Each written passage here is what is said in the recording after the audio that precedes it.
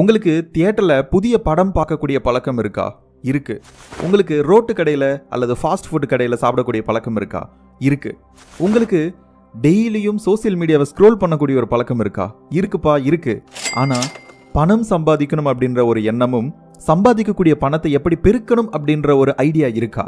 பெரிய ஒரு question mark. அப்படிதானே? காசு சேர்க்கக்கூடிய பழக்கம் இருக்குப்பா, ஆனா எப்படி சேர்க்கறதுன்னு தெரியல. ப்ரோ, நான் ஃபிக்ஸட் டெபாசிட்ல கொஞ்சம் அமௌண்ட் போட்டு வச்சிருக்கேன் ப்ரோ. அண்ணா, நான் இடம் வாங்கி வச்சிருக்கேன்னா. பிரதர், நான் நகை வாங்கி வச்சிருக்கேன். இது மாதிரி நிறைய பேர் என்கிட்ட சொல்லி கேள்விப்பட்டிருக்கேன். நான் ஒரு உண்டியல் வச்சிருக்கேன் அப்படின்னு கூட சொல்லியிருக்காங்க. டெய்லி அதில் காசு சேர்த்து வச்சுக்கிட்டு இருப்பேன் அப்படின்ட்டு. இப்படிதான் நம்மள நிறைய பேரோட சேமிப்பு பழக்கம் இருக்கு. உண்மையாலுமே பணத்தை சேமிக்கிறது வெறும் காசு பிடிச்சு வைக்கிறது மட்டும் கிடையாதுங்க. உங்க காசை அப்படியே சேவ் பண்ணி ஒரு இடத்துல கொண்டு போய் வைக்கிறதுக்கு பேரு சேமிப்பே கிடையாது. அப்படி அந்த காசு ஒரு இடத்துல இருந்தா, இன்னைக்கு 1 லட்சம் ரூபாய் வச்சிருக்கீங்க அப்படின்னா 2030 அல்லது 2028 ஒரு 5 வருஷம் கழிச்சு அது 70,000 அந்த மதிப்புக்கு போயிடும். இப்படி பணத்தோட வேல்யூ நாளுக்கு நாள் மாறிக்கிட்டே குறைஞ்சுக்கிட்டே இருக்கிறது, பணம் வளராம ஒரே இடத்துல இருக்கிறதுக்கு பேரு சரியான சேமிப்பா இருக்கவே முடியாது இல்லையா? சோ அதை பத்தி தான் நம்ம தெளிவா பார்க்க போறோம். ஒரே இடத்துல பணத்தை வச்சிருக்கிறதுக்கு பேரு சரியான சேமிப்பா இருக்க முடியாது அப்படின்ட்டு நான் சொல்றேன். அதை பத்தி நீங்க என்ன நினைக்கிறீங்க? இன்னைக்கு இந்த வீடியோல வலிமையான, எளிமையான, நியாயமான எதிர்காலத்துக்கு தயார் செய்யற மாதிரி பணத்தை சரியா சேமிக்கிறவனோட நடவடிக்கைகள் எப்படி இருக்கும் அப்படின்னு பார்க்க போறோம். அதோட அவங்க பழக்க வழக்கங்கள் எப்படி இருக்குன்னு பார்க்க போறோம். அதே சமயத்துல அதுக்குன்னு நேர்மாறா இருக்கக்கூடிய பணம் கையிலேயே தங்காத நபர்களோட குணாதிசயங்கள் எப்படி இருக்கும், ஏன் அவங்க கிட்ட பணம் இல்ல அப்படிங்கறதையும், அவங்க கையில ஏன் பணம் நிக்க மாட்டேங்குது அப்படின்னு பார்க்க போறோம். Number 1, good savers start now. பெரும்பாலும் நம்ம எல்லாருக்குமே சின்ன வயசுல நம்முடைய அம்மா அப்பா உண்டியல் வாங்கி கொடுத்து அதுல காசு சேர்க்கக்கூடிய ஒரு பழக்கத்தை நமக்கு கொண்டு வந்திருந்திருப்பாங்க. கிடைக்கக்கூடிய காசை எல்லாம் போட்டு சேர்த்து வை, இந்த வருஷம் தீபாவளிக்கு உனக்கு பிடிச்ச ட்ரெஸ்ஸை நீயே வாங்கிக்கலாம், இல்லனா அந்த பணத்தை வச்சு உனக்கு தேவையான விளையாட்டு பொருள் அல்லது பட்டாசு வாங்கிக்கலாம் அப்படின்னு சொல்லி ஒரு உண்டியல் வாங்கி கொடுத்துருவாங்க. அந்த குழந்தைங்க அதுல காசு சேர்த்து வச்சு ஓரளவுக்கு மேல காசு சேர்ந்ததுக்கு அப்புறம் அது அம்மாவோ அப்பாவோ அவங்களோட செலவுக்காக அந்த குழந்தைங்கிட்ட கேட்கறதெல்லாம் எல்லாரோட வீட்லயுமே விளையாட்டா நடக்கக்கூடிய ஒரு விஷயமா இருக்கும். இன்னைக்கு வரைக்கும் இது ஒரு விளையாட்டுத்தனமான சேமிப்பா தான் இருக்கே தவிர, சேமிப்பு அப்படின்னா என்னன்னு அந்த குழந்தையோட ஆள் மனசுல பதிய வைக்கிறதுக்கான எந்த ஒரு முயற்சியும் பண்ணதா தெரியல. ஏன்னா குழந்தைங்களே சேர்த்தன காசை அவங்களே எடுத்து அவங்களுக்கு விருப்பப்பட்ட மாதிரி செலவு பண்ணட்டும் அப்படின்னு விட்டுறோம். அந்த குழந்தைங்களுக்கு தேவையா இருக்கக்கூடிய ஏதாவது ஒரு பொருளை வாங்கி கொடுத்து அந்த காசை செலவு பண்ணிடுவாங்க. பட் அப்படி பண்ணாம அந்த குழந்தை வளர்ந்து ஒரு 20 வயசு 25 வயசு ஆகும்போது அவன் சேர்த்து வச்ச காசெல்லாம் இப்ப நினைச்சு பார்க்க முடியாத அளவுக்கு ஒரு மதிப்போட இருந்தா எப்படி இருக்கும்? அதாவது சின்ன வயசுல ஆரம்பிச்ச அந்த சேமிப்பு பல கோடியா மாறி இருந்தா அது எப்படி இருக்கும்? அதுதான் உண்மையான சேமிப்பும் கூட. அப்போ பெற்றோர்கள் சொல்லி கொடுக்க வேண்டியது, சின்ன சின்ன பணம் குழந்தைங்க கையில கிடைக்கும் போது அதை சேர்த்து வைக்கிறேன் அப்படின்ட்டு பெரியவங்களே ஹேண்டில் பண்ணி ஒரு நல்ல விஷயத்துல இன்வெஸ்ட் பண்ணி அந்த பணத்தை பல மடங்கு பெருக்கிறதா கரெக்டான சேமிப்பா இருக்கும். இப்போ உங்க கையில இருக்கக்கூடிய ஒரு 1000 ரூபாய் அல்லது 10,000 ரூபாய் ஒரு 10 வருஷம் கழிச்சு 20 வருஷம் கழிச்சு அது எவ்வளவு பெருசா வளர்ந்திருக்கும் தெரியுமா?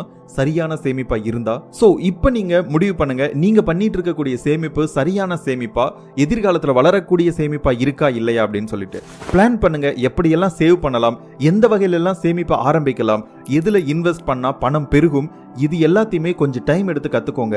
இதுக்கு மேல என்ன பண்ண போறோம், ரொம்ப டைம் ஆயிடுச்சு அப்படின்ட்டு ஃபீல் பண்ண எல்லாம் வேணாம்.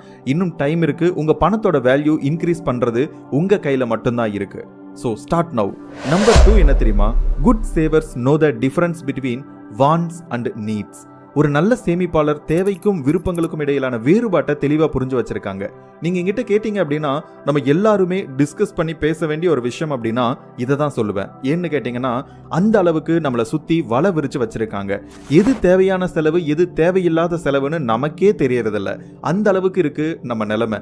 ஏன்னா அவ்வளவு குழப்பத்துல இருக்கும். புதுசா ட்ரெஸ் எடுக்கிறது, அடிக்கடி வெளியே போய் சாப்பிட்றது, சினிமா பார்க்க போறது அப்படின்ட்டு எல்லா இடத்துக்கும் போய் இஷ்டப்பட்டபடி செலவு செய்யறது, இது எல்லாமே அவசியமான ஒண்ணு அப்படின்ட்டு நம்மளை நாமளே நம்ப வச்சுக்கிட்டு இருக்கோம். அப்போ இது ஒரு டேஞ்சரான விஷயம் தானே.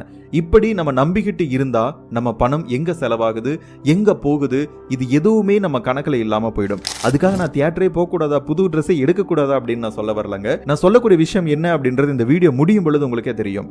காசு கரெக்டா சேமிக்கணும் அப்படின்னு நினைக்கிறவங்க இந்த மாதிரி விஷயத்தை எல்லாம் புரிஞ்சுக்கிட்டு தெளிவா இதுல இருந்து வெளியில வந்துருவாங்க.